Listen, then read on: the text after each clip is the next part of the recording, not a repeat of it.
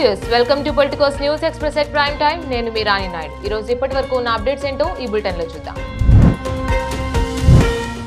వైద్య రంగంలో నర్సులు అందిస్తున్న సేవలు అనన్య సామాన్యమని పవన్ కళ్యాణ్ కొనియాడారు. ఫ్లోరెన్స్ నైటింగేల్ స్ఫూర్తితో రోగులకు స్వస్థత కలిగేలా వృత్తికి గౌరవాన్ని తీసుకొస్తున్నారని పేర్కొన్నారు. నిస్వార్థంగా వారు అందించే సేవలు వెలకట్టలేనివని అన్నారు. నర్సులు చేతి స్పర్శ కూడా రోగిలో మానసిక స్థైర్యంతో పాటు సాంత్వన కలిగిస్తుందని తెలిపారు. అంతర్జాతీయ నర్సుల దినోత్సవాన్ని పురస్కరించుకొని మంగళగిరిలోని క్యాంపు కార్యాలయంలో పిఠాపురం నియోజకవర్గం పరిధిలోని ప్రభుత్వ ఆసుపత్రిలో పనిచేస్తున్న స్టాఫ్ నర్సులతో ఆయన సమావేశమయ్యారు. ఉత్తమ సేవలు అందించిన 8 మందిని సత్కరించారు. వారి సమస్యలు అడిగి తెలుసుకున్నారు. భారత సరిహద్దుల్లో నెలకొన్న ఉద్రిక్తతల కారణంగా ఢిల్లీలోని ఏపీ భవన్ కు చేరుకున్న విద్యార్థుల సంఖ్య 350కి చేరింది. జమ్మూ కాశ్మీర్, పంజాబ్లోని పలు విద్యా సంస్థలో చదువుకుంటున్న వీరంతా ప్రస్తుత ఉద్రిక్త పరిస్థితుల నేపథ్యంలో స్వస్థలాలకు తిరుగు ప్రయాణమయ్యారు. ఢిల్లీ చేరుకున్న వీరికి ఏపీ భవన్ అధికారులు తాత్కాలిక వసతి, భోజన సౌకర్యం ఏర్పాటు చేశారు. శనివారం రాత్రి 91 మంది విద్యార్థులు ఉండగా ఆదివారం నాటికి ఆ సంఖ్య 350 మందికి చేరుకుంది. ఇక్కడి సిబ్బంది వారికి రైలు టికెట్ కన్ఫర్మేషన్ చేయించడంతో పాటు ఎయిర్పోర్ట్, రైల్వే స్టేషన్ కు వెళ్లడానికి రవాణా సౌకర్యం కూడా కల్పిస్తున్నారు.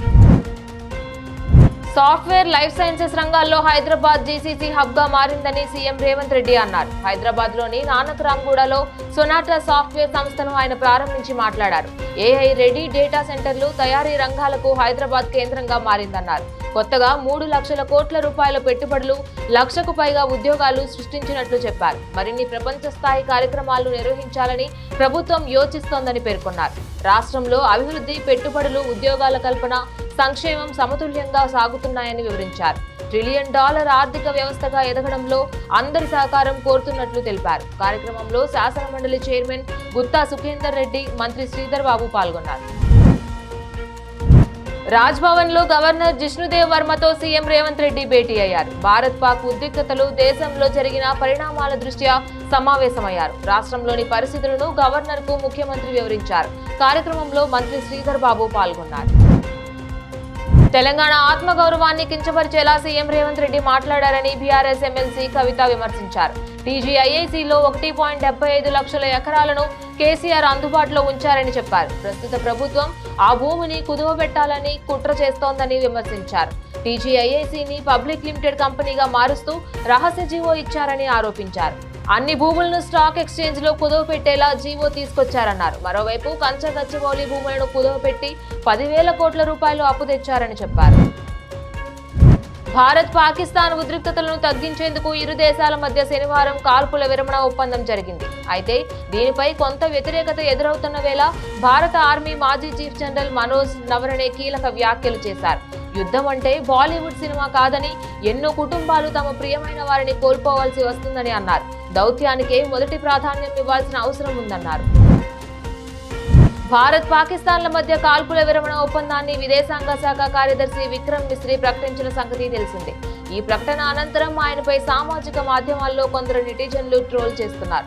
దీనిపై తాజాగా కాంగ్రెస్ ఎంపీ శశి థరూర్ కూడా స్పందించారు. సంఘర్షణ జరుగుతున్న సమయంలో విక్రమ్ మిశ్రీ అద్భుతమైన పనితీరు కనబరిచారని నేను భావిస్తున్నా. ఆయన చాలా కష్టపడ్డారు. భారత్ గొంతును బలంగా వినిపించారు. అలాంటి అధికారిని ఎవరు ఎందుకు ట్రోల్ చేస్తున్నారో నాకు అర్థం కావడం లేదు. మిశ్రీపై విమర్శలు చేస్తున్న వారు ఆయన కంటే భిన్నంగా, మెరుగ్గా చేయగలరా అని ప్రశ్నించారు. ఈ సందర్భంగా భారత army colonel Sofiya Qureshi, navy wing commander, helicopter pilot Vyomika సింగ్ల పనితీరును కూడా శశి థరూర్ అభినందించారు.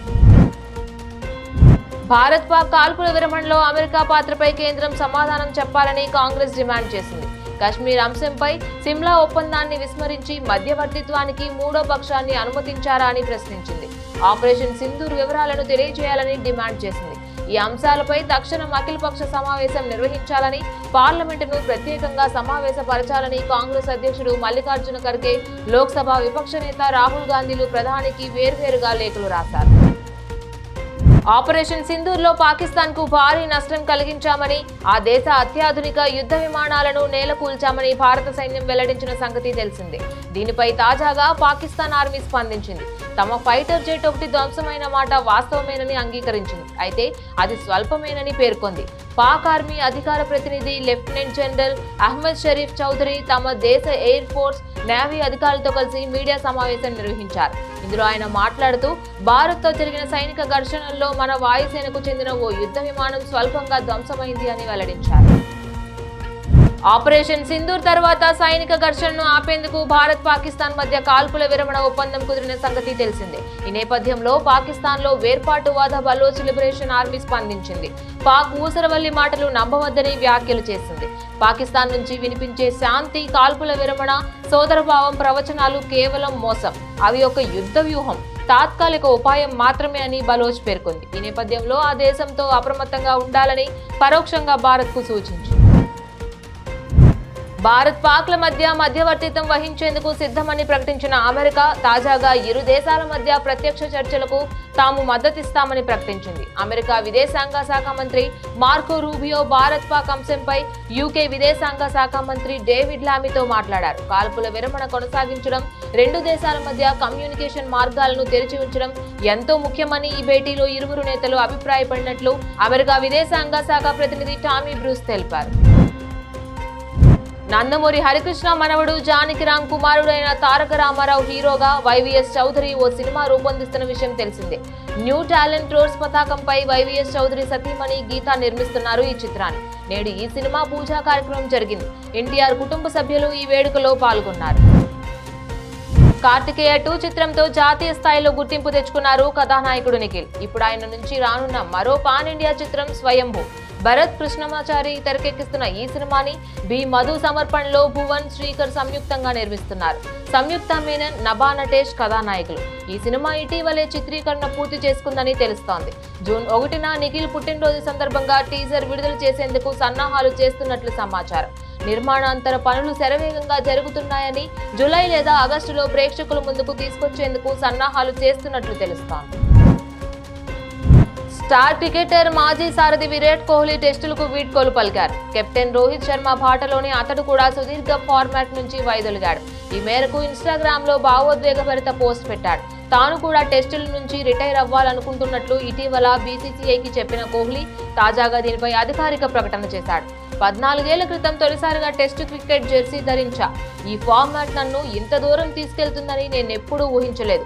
ఇది నన్ను పరీక్షించింది, తీర్చిదిద్దింది, జీవితానికి సరిపడా పాఠాలు కూడా నేర్పించింది. తెల్ల జెర్సీలో ఆడటం వ్యక్తిగతంగా నా మనసుకు చాలా ప్రత్యేకమైనది. నిశ్శబ్దమైన ఆనందం, సుదీర్ఘమైన రోజులు, ఎవరికీ కనిపించని చిన్న చిన్న క్షణాలు నాతో ఎప్పటికీ ఉంటాయి.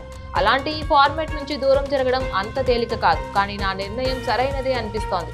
ఈ ఫార్మాట్ కోసం నేను ఎంతో ఇచ్చా. నేను ఆశించిన దానికంటే ఎక్కువే ఇది నాకు తిరిగిచ్చింది. మనసు నిండా సంతృప్తితో, కృతజ్ఞతాభావంతో దీని నుంచి వైదొలుగుతున్నా. వెనక్కి తిరిగి నా టెస్ట్ కెరీర్ను చూసుకుంటే నా ముఖంలో చిరునవ్వు కనిపిస్తోంది. ప్రేమతో ఇక సైనింగ్ ఆఫ్ అని కోహ్లీ తన పోస్ట్లో రాసుకొచ్చాడు. 2011లో టెస్ట్ అరంగేట్రం చేసిన విరాట్ కోహ్లీ 123 మ్యాచ్లు ఆడాడు. టెస్టుల్లో 46.85 సగటుతో 9,230 పరుగులు చేశాడు. ఇందులో 30 సెంచరీలు, 31 హాఫ్ సెంచరీలు ఉన్నాయి. పరస్పర ప్రతీకార సుంకాల ప్రకటనతో ప్రపంచ దేశాలకు, స్టాక్ మార్కెట్లకు కంటి మీద కునుకు లేకుండా చేసిన అమెరికా, చైనా ఓ అవగాహనకు వచ్చాయి. పోటాపోటీగా విధించుకున్న టారిఫ్లను తాత్కాలికంగా తగ్గించేందుకు నిర్ణయించాయి. ఇరు దేశాల 90 రోజుల పాటు తమ టారిఫ్లను 115% మేర తగ్గించుకుంటాయని America treasury secretary Scott Bessent ప్రకటించారు.